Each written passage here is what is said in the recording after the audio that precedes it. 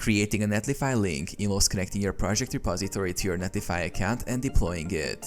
Here's a step-by-step guide to create a Netlify link. Sign in to Netlify. Visit Netlify and log in with your existing account.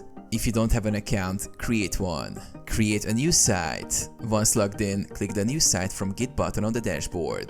Choose your repository. Netlify will prompt you to choose a repository. Connect your GitHub, GitLab, Bitbucket, or another supported source where your project resides. Select your repository. After connecting your repository, select the branch that contains your codebase you want to deploy. Configure build settings. Netlify will automatically detect the build settings, but you can customize them by specifying a build command and the publish directory. Deploy the site. Once configured, click Deploy Site. Netlify will build and deploy your site. During this process, it will generate a unique URL for your deployed site. Access your site. After deployment is complete, visit the generated Netlify link to see your live website.